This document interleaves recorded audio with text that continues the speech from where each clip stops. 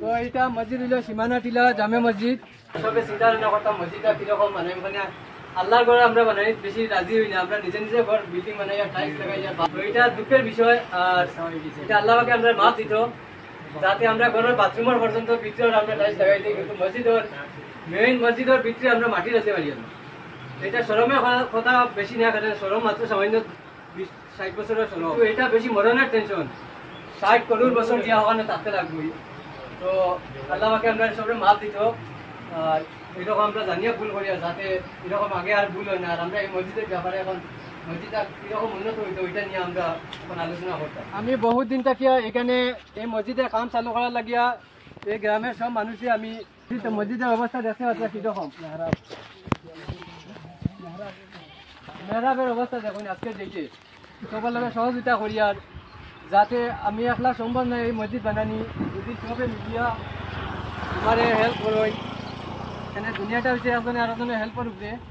এর লাগে আপনারা সবে যদি মিলিয়ে হেল্প করুন তে আমিও নিজে থাকিয়া যতটুকু পারি লাগাইমু। ইনশাল্লাহ এই মসজিদের কাম আমরা ডিসেম্বরের আগে থেকে শুরু করতাম। বৃষ্টি যখন দেয় তখন বাইরে থেকে মসজিদের বৃষ্টিতে জল ঢুকি যায়। আর মসজিদের ওরকম দেখতে পাচ্ছেন আপনারা মসজিদের বেড়া কিরকম, বেড়া বাইরে থেকে মানুষের সবকিছু দেখতে পারে। আর এইটা হইল আমরা ইমাম সাহেবের ঘর, ঘরটা দেখেন। আর এত গরম ঘর আছে রুমটা, টিনাটা একদম নিচে, আর টিনার নিচে কোনো কিছু নাই, একটা ছাদও নাই। আর ও দেখতে পাচ্ছেন বাড়িটা কিরকম। এই মসজিদটা অত্যন্ত গরিব মসজিদ। আমরা এখানে উজুর লাগে বড় অসুবিধা হয়, বা রোদ বা এখানে কোনো গরুর নাই বা মোটরেরও কোনো সিস্টেম নাই। এটা কল চালাইয়া এরপরে জল বাইরে করতে লাগে। লোটা দিয়ে উজো করা একটু কঠিন হয়ে যায়, তারা ওরা সময় কোনো সময় থাকে। এর লাগে আমি চাইছিলাম এখানে একটা সেন্টেন্স লাগাইয়া এখানে পাইপের লাইন করতাম। তো ওখানে কিছু মানুষে আমি কইতাম 2 জন যে ভাই যদি আপনারাও একটু আমার লগে থাকুন তাহলে যতটুকু হয় আমি তোরা বেশিও দিলে 50% দিই, যাতে আমিও এত প্রভাবশালী নাই। আমি আল্লাহর রাস্তার কারণে আমি কাজ করতে চাই।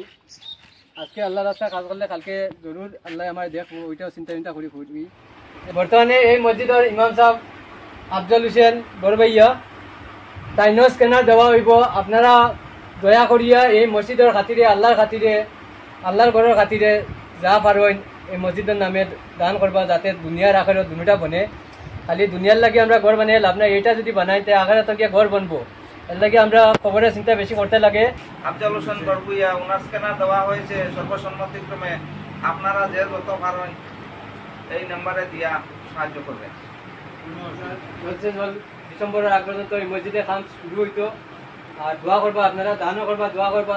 আর যদি আপনারা যে দান করতে পারবেন না তো দয়া করি ভিডিওটা বেশি বেশি শেয়ার করবা, তাকি আরো মানুষের কাছে, অন্য মানুষের কাছে গেলে এর থেকে দান আইতে পারে।